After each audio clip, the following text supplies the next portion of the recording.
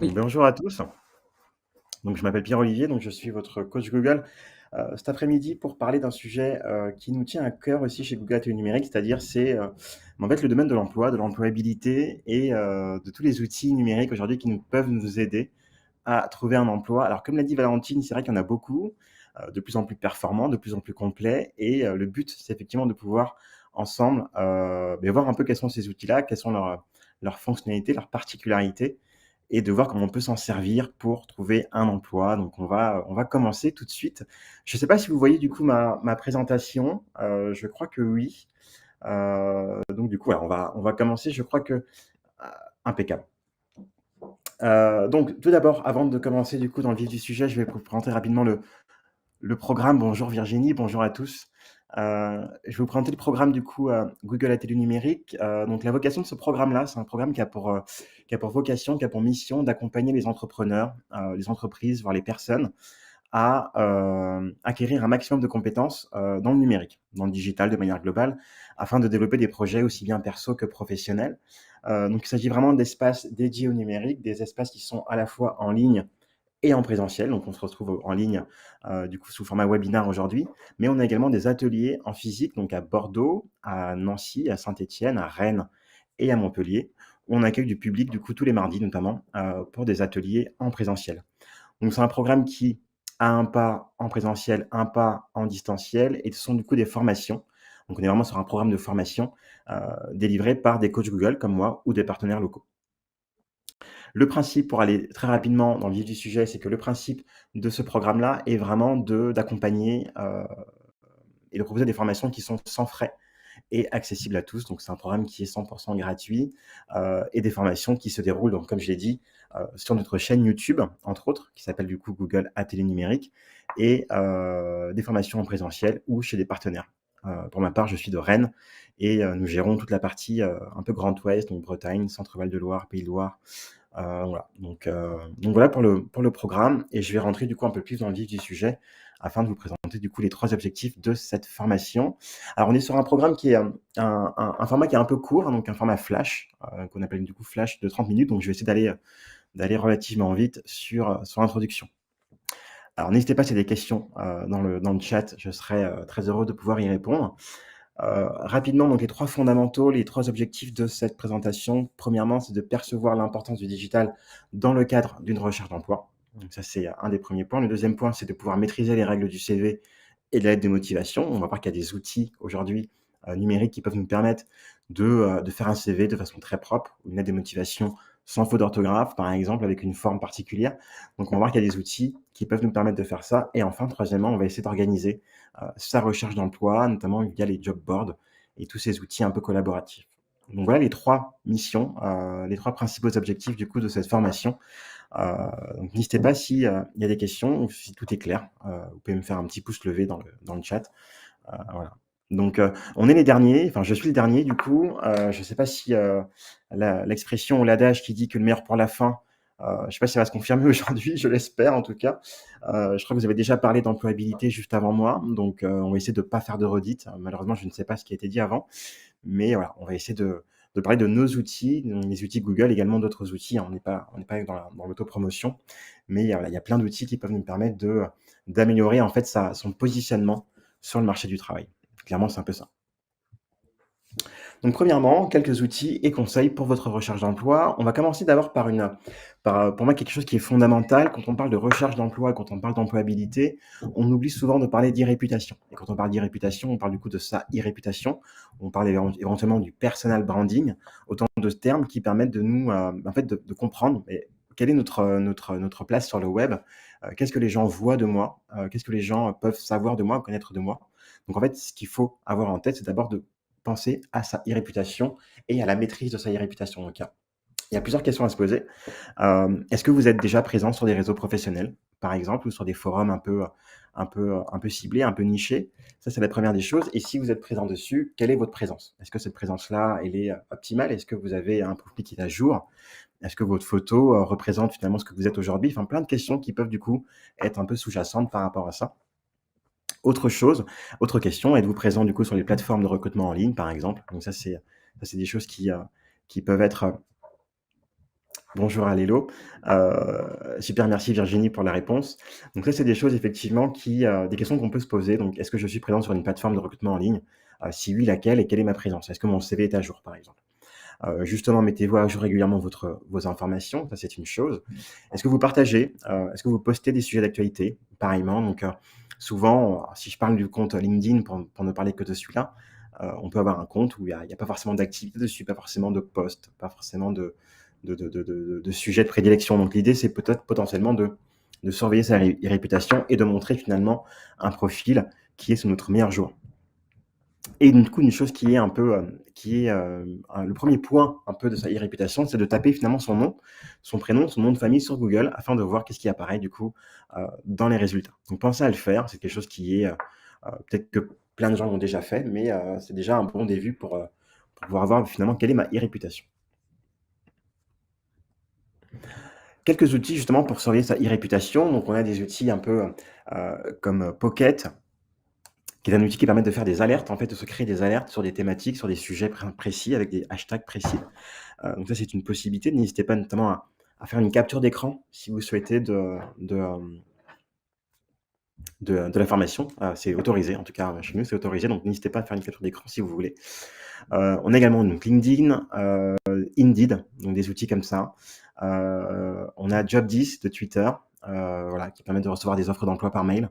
Voilà, donc autant d'outils qui peuvent vous permettre de surveiller votre e-réputation et de voir finalement comment vous apparaissez sur toutes ces plateformes, particulières. Donc, ça, c'est déjà un premier point. Le deuxième point, du coup, c'est le CV, donc le CV classique. Alors on parle de CV, alors c'est un enchaînement qui n'est il y a pas forcément de transition entre ce que je viens de dire, mais c'est un sujet donc qui est, important également d'aborder, c'est le CV. On a 2 types de CV, donc le CV classique, donc un CV qui est, relativement, sobre, je dirais plutôt traditionnel, où on retrouve beaucoup d'informations et on peut estimer ici qu'il y en a peut-être un peu trop. Donc ça, c'est le CV le plus classique qu'on pourra retrouver. Donc on va voir quels sont les outils qui peuvent nous permettre de générer des CV. Et on a le CV, un peu plus original, donc les CV originaux, comme par exemple le CV du coup, à gauche qui était un CV pour, une personne qui postulait dans une boîte qui s'appelle Swile, enfin Launcher avant, Swile aujourd'hui, donc une boîte plutôt jeune, dynamique, plutôt une start-up. Et donc on avait du coup un CV qui était un peu tourné autour de, ce monde de la start-up, avec des emojis, des choses comme ça. Donc ça c'est, on voit que finalement les CV originaux, vont coller aussi au secteur d'activité que vous cherchez. Donc ça peut être sympa de coller finalement, à votre secteur ou à l'entreprise que vous voulez toucher. En l'occurrence ici, on a l'exemple de Léna qui a fait son CV du coup, qui cherchait un stage ou une alternance de journaliste et qui a fait du coup un CV en façon journal équipe. Voilà, donc il postulait du coup, dans le journal équipe et ça a été un CV qui a fait un peu sens et qui a fait un peu le buzz d'ailleurs, notamment dans la twittosphère. Donc un CV, c'est une structure. Ce qu'il faut comprendre ici, c'est que, le CV, c'est une structure avec du coup le moi, en haut à gauche. Ce que je veux, c'est le poste que vous voulez obtenir et ce qu'il faut retenir, c'est par exemple vos disponibilités, à partir de quand vous voulez, prendre ce poste. En 2, les formations, l'expérience professionnelle, les autres expériences en bas à gauche et les hard et les soft skills en bas à droite. Donc ça, c'est la structure que vous connaissez tous, je pense.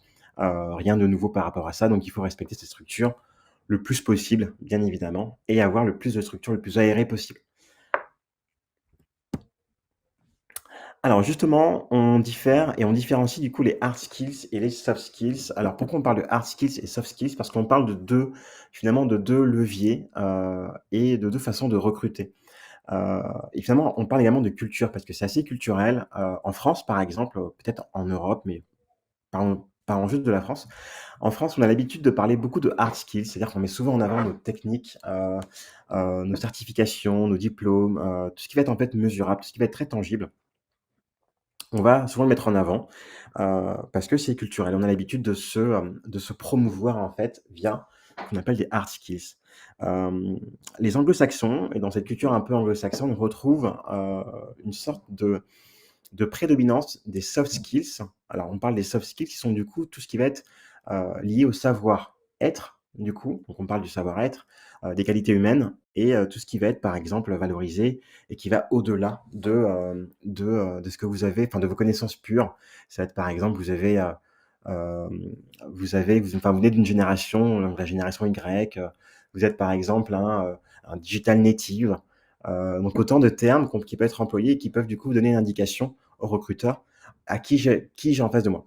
Et en fait, on se rend compte que de plus en plus de recruteurs, de plus en plus d'entreprises, en fait, se concentrent plus sur les soft skills que sur les hard skills, heu et donc du coup, en fait, vont plus regarder, du coup, le savoir-être que le savoir-faire. Donc ça, c'est une chose et de plus en plus, c'est à valoriser, du coup, dans son CV. Hem, je vais revenir, du coup, tout à l'heure, mais ce qu'il faut comprendre ici, c'est que, dans cette slide, c'est que, sur les 10 compétences, à posséder en 2025, selon le Forum économique mondial, et bien 8 de ces compétences sont des soft skills, d'accord? Si je prends, par exemple, la résilience, la tolérance, hem, le leadership, l'influence sociale, la créativité, la prise d'initiative, la pensée critique, analytique. Donc autant d'éléments, en fait, qui sont pas forcément des choses qu'on apprend en dur à l'école, mais ce sont des choses qui sont un peu en nous, qui sont propres à chacun et il ne faut pas hésiter à, du coup, à mettre ça en avant parce que c'est ce qui va, du coup, faire la différence et ce que j'explique souvent, du coup, à des apprenants, parce que j'ai un parcours un peu, qui m'a fait, du coup, intervenir notamment dans des écoles auprès d'étudiants en master. En fait, je leur disais souvent que, à la fin de l'année, ils auront tous le même diplôme et que finalement, on ne verra pas la note à la fin. Face à un recruteur, ils auront le même diplôme et ce qui fera la différence éventuellement, beh, c'est ce qu'ils sont, pas ce qu'ils ont mais ce qu'ils sont en fait, vraiment du coup, leur personnalité, leurs traits de caractère, voilà, c'est vraiment ce qui va faire la différence du coup dans un groupe, face à un recruteur qui a potentiellement, 10 personnes qui ont le même diplôme. Donc le CV par rapport à ça, donc si on fait une checklist du CV, donc il y a plein de choses sur la forme et sur le fond. Je vais aller rapidement dessus parce que je pense que vous avez eu pas mal de contenu déjà là-dessus. Sur la forme, on a, bien sûr une page, si possible et pensez du coup à nommer votre CV de la bonne façon. Souvent on peut du coup nommer son CV, CV, mais sauf que quand on l'envoie à un recruteur, on oublie que la personne va recevoir du coup le notre CV avec marqué du coup CV dessus. Mais du coup, c'est qui? Très compliqué du coup pour se différencier. Donc pensez bien à nommer votre fichier avec du coup CV, votre prénom et votre nom. Et sur le fond, du coup, essayez de décrire le plus vos compétences et vos succès. Donnez des chiffres le plus possible. Prenez des mots-clés également, les mots-clés les plus pertinents par rapport à votre poste, pour bien du coup être en adéquation avec du coup le poste ou le secteur d'activité et insérer des liens si vous pouvez, si possible, par exemple un lien vers, une certification, un lien vers, un diplôme que vous avez obtenu. Pourquoi pas? Donc la boîte à outils du CV, je pense que c'est ça qui est le plus intéressant ici, c'est que, on peut faire des CV, de façon très classique avec différents outils ou des CV avec, un peu plus originaux. Je pense à LinkedIn, à YouTube, à Do You Buzz. Alors YouTube, on peut faire des CV vidéo. Alors c'est une tendance qu'on retrouve de plus en plus. Pareil pour Instagram, on a des jeunes qui font des comptes Instagram avec du coup, sous forme de CV en fait, qui mettent en avant du coup ce qu'ils sont, ce qu'ils font, sous la forme d'un compte Instagram et de manière plus classique, encore une fois, on a des outils qui sont, je trouve, très, très, très, très performants. Je pense à BDM, le blog du modérateur, je pense à Canva, peut-être que vous connaissez certainement, Designer, CV Maker. Donc autant d'outils où on peut faire des très, très beaux CV avec un trait de personnalité, heu assez intéressant. Donc, n'hésitez pas à prendre en photo cette slide si vous souhaitez aller voir du coup les différents outils, où on peut faire du coup des bons et des beaux CV. Pareil pour la lettre de motivation, donc, on a des outils comme CV Designer, Online CV ou Rapid CV où on peut générer des lettres de motivation. C'est-à-dire qu'on peut, mettre des phrases clés, on peut, dire par exemple pour quel secteur d'activité c'est. Donc on peut générer des lettres de motivation et surtout on peut les faire, on peut tester l'orthographe. Donc ça, c'est intéressant.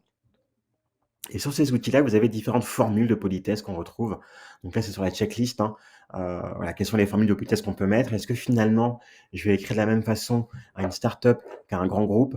Peut-être pas. D'accord? Donc, est-ce que je vais mettre une formule très lourde, un peu un peu redondante à une boîte, à une start-up? Donc, à vous d'avoir cette sensibilité-là et finalement, vous avez des outils du coup comme, ce que je viens de citer qui peuvent vous permettre de trouver les bonnes formules.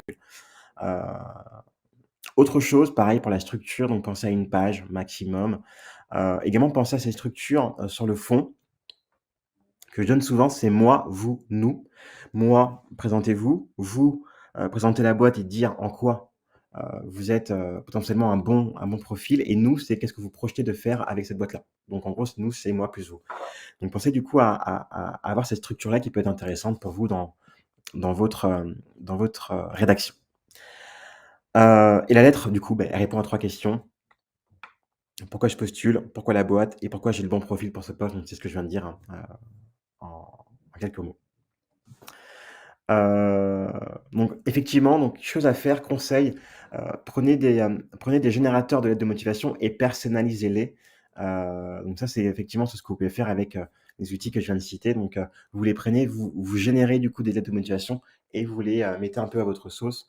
Voilà, ça peut permettre de gagner du temps quand on sait que des fois on peut écrire, on peut envoyer, des dizaines de candidatures par jour.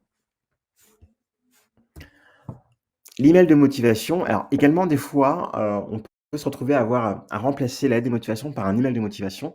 Alors ça, c'est en fonction de comment vous le sentez, c'est-à-dire que comment vous voyez un peu les choses. Est-ce que la lettre de motivation est obligatoire? Si c'est obligatoire, effectivement, on peut penser que la lettre est obligatoire, mais si c'est pas demandé, on vous demande simplement d'envoyer un CV, potentiellement dans le mail, vous pouvez écrire du coup un email de motivation. Donc ce qu'on appelle le combo gagnant, c'est-à-dire que vous avez des outils comme le Bon Patron, bonpatron.com, qui peuvent vous permettre de générer, ce type de mail et de les corriger de manière, orthographique et de manière par rapport à la syntaxe, pardon.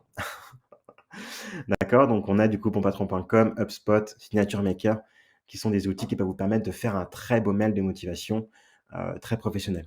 OK? Donc pensez également donc aux fautes, au fait d'être concis. Donc concis, c'est quoi? C'est 10 lignes maximum parce qu'un recruteur reçoit beaucoup de mails, on peut l'imaginer par jour. Heu, les bonnes formules, des liens cliquables si vous en avez. Par exemple, vous avez un site internet, vous avez un blog, vous avez créé ceci, vous avez créé cela, pensez à le mettre. Une recommandation et ayez également une signature professionnelle. Ça, c'est important. On va voir qu'on peut du coup en faire notamment sur Signature Maker et ayez un ton, à peu près ouvert dans le sens où, n'hésitez pas à proposer du coup un rendez-vous, un appel, un déj, quelque chose qui peut, permettre du coup de recréer une discussion derrière. Par rapport à la signature, donc n'hésitez pas à aller voir sur Signature, HubSpot ou Signature Maker, comment on peut faire du coup une belle, signature et un truc très pro. Alors certains vont me dire par exemple: «Oui, mais moi j'ai pas d'entreprise, je suis tout seul, enfin voilà, c'est moi, c'est tout seul, je j'ai pas forcément de d'organisation, de structure derrière. Qu'est-ce que je vais mettre?» Et souvent je dis: «Beh, pensez à vous faire un petit logo, ne serait-ce qu'avec, vos 2 lèvres, enfin vos initiales, ça peut être sympa ou une image qui vous correspond, une forme qui vous correspond, quelque chose qui viendrait entre guillemets vous donner, encore une fois un personal branding, une sorte de touche un peu, particulière. Je pense à des métiers notamment dans le web, dans la communication, dans le marketing, donc montrer que vous avez potentiellement une appétence pour le marketing et ça commence déjà par vous. Ça peut être très sympa pour se différencier. Tout le monde n'aura pas forcément une signature, donc pensez à le faire. Tout le monde n'aura pas forcément un logo, donc pensez également à le faire, une petite création, notamment sur Canva. Vous avez de belles fonctionnalités. Vous pouvez faire des petits logos, des petites choses comme ça qui viendraient du coup, vous donner une image de marque, en fait. Et du coup, sachez qu'on on peut se vendre soi comme on vendrait une entreprise. C'est un peu bizarre à dire, mais malheureusement, malheureusement ou heureusement, ce sont, je dirais, c'est un peu les particularités du web. Voilà.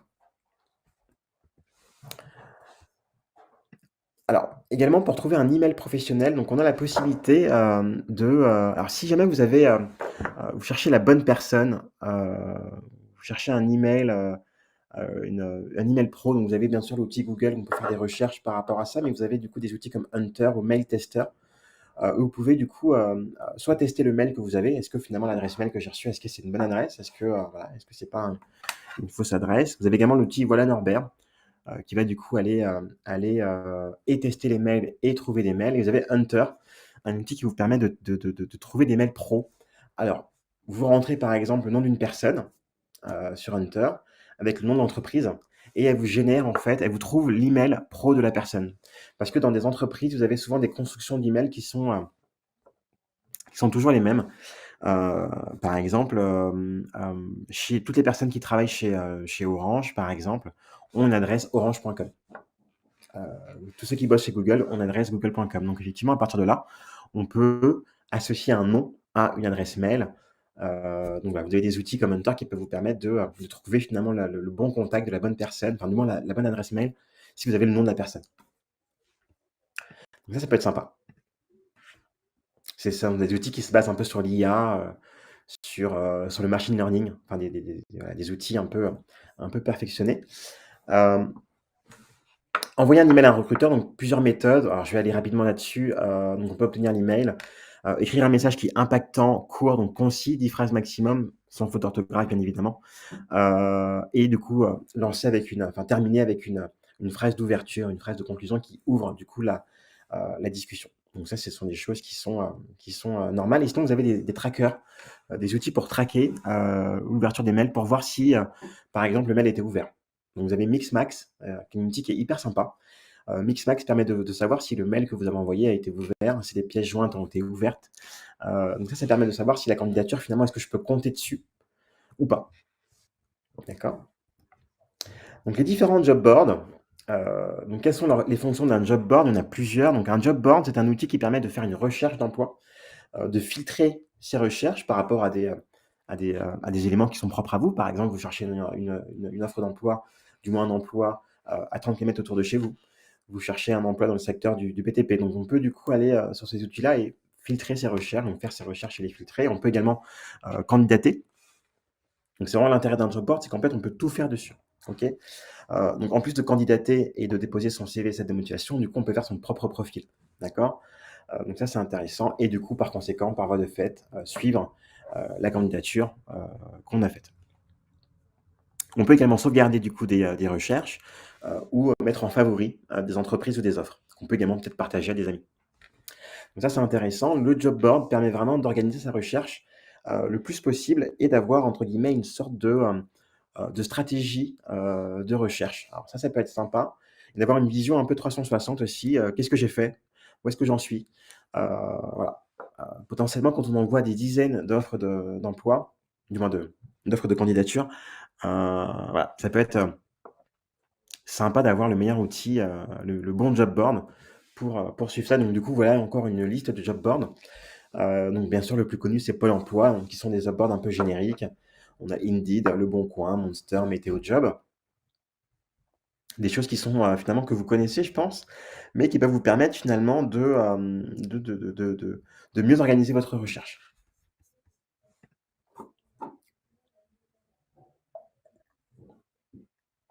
Et également, on a des job boards plus spécifiques. Donc là, c'est plus sur des métiers, ou des secteurs ou plutôt pour des cibles de jeunes diplômés. En tout cas, vous avez, notamment pour celles et ceux qui cherchent des métiers des jobs dans le domaine du numérique, du digital, vous avez La Relève qui est très sympa, ou Glassdoor également. Heu, donc La Relève, c'est vraiment, très centré sur, les nouvelles technologies, des choses comme ça, avec des offres qui sont, vraiment intéressantes. Vous avez également, Welcome to the Jungle. Donc là, je reviens du coup à des job boards plus spécifiques. Et qui est vraiment dans le côté, je cherche mon mot, le côté innovation, informatique, ça c'est vraiment sympa. Du coup, je le cherche, mais je le vois pas. Donc Welcome to the Jungle, je l'ai montré du coup tout à l'heure, mais il est pas là également dans cette liste-là, mais c'est un outil qui est vraiment, je dirais pas qui est révolutionnaire, c'est pas du tout l'objet, mais qui tend à faire vivre une expérience à tous les recruteurs, à tous les recrutés. C'est vraiment intéressant. Ça s'appelle Welcome to the Jungle. Vous avez du coup l'APEC, donc pour les cadres, je pense que vous le connaissez. Vous avez, French Web, donc pour tout ce qui est innovation et pour tout ce qui est un peu environnement, social, vous avez, l'AGFIP, vous avez Green Job, ou Job for Change qui sont des job boards vraiment spécifiques du coup à l'environnement et du coup plus spécifiquement, vous avez ABC Luxe pour les métiers du luxe, de la beauté, la cosmétique. Impeccable. Également les réseaux sociaux, bah, je pense que là, il y a pas trop de soucis par rapport à ça. Donc LinkedIn est un réseau social professionnel je pense que vous connaissez. Shaper, Viadeo qui existe encore, qui est un peu du coup, tombé, hein, avec l'essor de LinkedIn. Vous avez bien sûr Facebook, et moi ce que j'aime bien du coup avec ces outils-là, c'est que, on peut se faire un compte aussi bien alors peut-être pas sur LinkedIn, mais sur d'autres outils, on peut se faire un compte aussi bien, perso et se faire un autre compte un peu plus pro. avec peut-être un nom d'utilisateur un peu plus pro, plutôt qu'un pseudonyme. Donc, autant d'outils où on peut en fait avoir, également sa propre identité pro. Heu, donc ça peut être sympa. Je sais qu'il y a des gens qui aiment pas trop mélanger, et ça se comprend d'ailleurs. Donc là, on peut faire des différents comptes et je pense également à TikTok. Alors pourquoi TikTok? Parce que sur TikTok, vous avez souvent des offres vidéo qui apparaissent. Alors ça, c'est vraiment pour les plus peut-être, je dirais les plus connectés d'entre vous, mais en tout cas, c'est ceux qui sont, peut-être les plus, enclins, notamment aux réseaux sociaux, mais TikTok, c'est vraiment un réseau à part. Voilà, on peut prendre du temps, passer du temps dessus pour voir des offres d'emploi. Ou même d'ailleurs en poster, ou se faire son propre CV vidéo. Alors, organiser sa recherche d'emploi, donc on arrive quasiment à la fin. Donc, là, on a du coup, différentes choses. En tout cas, ce qu'il faut comprendre ici, c'est que on peut faire de la veille, et du coup, optimiser son temps. Donc, ce qu'il faut voir ici, c'est qu'on peut du coup s'abonner à des newsletters, on peut, suivre des influenceurs, on peut lire la presse, on peut, voir des vidéos, notamment, sur des entretiens. Heu, Dans tous les cas, ce que je vous conseille de faire, c'est de prendre ces outils-là, notamment Evernote, qui est un outil qui est assez sympa. Glassdoor aussi, sinon vous avez les outils les plus classiques, hein, Google Sheet et Excel, où on peut en fait simplement, suivre sa recherche, enfin faire un suivi de sa recherche et l'optimiser. D'accord? Donc, ça permet d'avoir une trace, également de relancer des candidatures, voilà, d'avoir une vision un peu 360. Si on n'est pas forcément très, dans les job boards, ça peut arriver, ça peut se comprendre. On peut également se faire un fichier Excel, on peut se faire un fichier Google Sheet qui est le penchant de Excel via Google. Voilà, on peut du coup avoir pas mal de choses. Je pense également à Evernote, je pense à Trello, qui sont des très bons outils, pour gérer sa recherche d'emploi. D'accord. Donc les bonnes plateformes, du coup, donc ça c'est par rapport à vous, hein, les bonnes plateformes, c'est par rapport à votre positionnement, c'est par rapport finalement au job que vous cherchez ou à son secteur. Justement, je me permets d'interrompre Pierre-Olivier parce qu'il y a une question de Marion, Ah, pardon, dans le chat, qui demande s'il y a des sites spécifiques pour des alors métiers de effectivement, l'illustration et l'image, notamment. très bonne question Marion. Effectivement, moi je vous conseillerais effectivement donc Box My Job, Welcome to the Jungle et La Relève, qui sont vraiment du coup, les outils qui sont vraiment spécifiques, au monde du digital, mais pas que d'ailleurs, pas uniquement, mais qui sont spécifiques, sur ces secteurs-là. Donc tout ce qui est métier de l'image, illustration, graphisme, web design, je pense peut-être plus La Relève d'ailleurs. Donc ça, c'est vraiment des bons outils, également French Web aussi. Bonne question Marion et désolé, j'ai pas vu ta question, j'étais sur la présentation, mais voilà, j'espère que j'ai répondu du coup à ta question. Impeccable. Donc du coup, en fait, ces outils-là, du coup, permettent de sectoriser, hein, voilà, d'avoir peut-être une recherche qui va être plus orientée, et du coup, peut-être de passer moins de temps à filtrer les offres, par exemple. Donc pensez du coup à aller trouver finalement le job board qui vous correspond le mieux, et je pense que parmi tous ces éléments, on peut trouver du coup peut-être le job board, qui nous intéresse et voilà. Donc allez-y, testez, regardez, je pense que ça peut être vraiment sympa.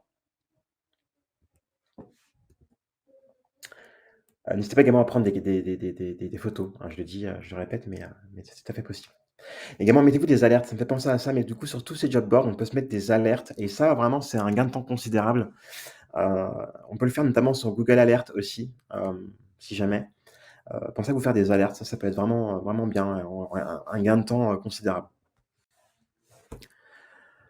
Aussi, donc pensez à vous faire un réseau, donc ça, c'est vraiment, alors ça, je pense que vous avez tous conscience de ça, mais le réseau, c'est la force de tout. Heu, le réseau, c'est ce qui va vous permettre d'être également en veille, de vous montrer, de faire parler de vous, d'avoir les bons contacts. Pensez à vos réseaux alumni, notamment si vous êtes, un ancien d'une grande école ou même d'une école, heu, plus moyenne peut-être. Donc pensez également, il y a toujours un réseau alumni, en général, dans des écoles de commerce ou autres. Les réseaux pro, pensez également aux groupes. Je pense sur LinkedIn, vous avez des groupes. Je pense également sur Facebook, vous avez des groupes pro. Et MyJobGlasses, qui est un outil vraiment, pour le coup, on peut se faire un beau réseau et être en veille un peu sur son secteur d'activité. Je pense également à l'outil Google Trends. Alors, je sais pas si je peux, non, je peux pas le mettre du coup ici, mais l'outil Google Trends qui permet de faire une veille sur son secteur d'activité. par exemple, vous êtes en recherche d'emploi dans le domaine de l'image, je pense à Marion, et du coup, voilà, vous êtes en veille un peu sur le secteur d'activité. Ce sont des métiers qui évoluent beaucoup. Et donc, sur Google Trends, vous avez la possibilité de pareil, de vous faire une alerte, en fait, et d'aller voir, en fait, lire, voir, écouter, en fait, ce qui se fait dans votre secteur d'activité. Alors, je parle de l'image, mais ça peut être n'importe quel secteur. Google Trends, T-R-E-N-D-S, T-R-E-N-D-S, qui permet d'avoir de faire de faire une sorte de veille un peu 360 de son secteur d'activité. Donc ça peut être sympa pour des métiers qui bougent beaucoup. On va arriver bientôt à la fin. Du coup, 3 types d'actions pour développer son réseau. Donc, aller à la rencontre du secteur, bien sûr, rencontrer les bonnes personnes et se rapprocher des communautés, des associations, des boîtes de recrutement. Je pense que vous avez du coup conscience de ça déjà, mais voilà, c'est juste un petit rappel. Je pense à Meetup, Meetup qui permet de retrouver notamment des webinaires, des conférences, des ateliers. C'est une sorte d'outil où on peut s'inscrire à plein de choses. Notamment, vous avez souvent des rencontres, un peu job meeting, des choses comme ça. N'hésitez pas à aller voir sur Meetup, qui est un bel outil pour trouver un peu des événements près de chez soi. Et Eventbrite, bien sûr. Voilà, voilà, on arrive à la fin. Je crois que j'ai fait une demi-heure, quasiment pile poil. Merci beaucoup. Et si il y a des questions, s'il y a des questions, n'hésitez pas du coup à les poser dans le chat. Merci du coup pour l'élément que j'ai évoqué, du coup Google Trends. Donc s'il y a des questions, n'hésitez pas à les poser dans le chat. On a peut-être quelques minutes pour y répondre. Donc voilà, donc faut pas hésiter. Et d'ici là, en tous les cas, vous pouvez retrouver tous nos sujets de formation, notamment sur la chaîne YouTube. Faut pas hésiter. Ou vous pouvez également nous appeler si vous le souhaitez, si vous voulez prendre un rendez-vous, un coaching avec un coach Google. Donc c'est gratuit, c'est 1 heure par semaine, autant que vous le souhaitez. Donc vous avez le numéro qui s'affiche en bas, qui peut vous permettre de vous accompagner en fait sur la problématique de votre choix, qui peut être l'emploi ou autre chose, mais voilà. Voilà pour ça, et du coup retrouvez-nous sur nos pages Facebook également, pour nos ateliers en présentiel dans Rennes, Montpellier, Nancy, Saint-Étienne et Bordeaux, et la page YouTube et LinkedIn. Voilà, voilà. Donc s'il y a des questions, n'hésitez pas.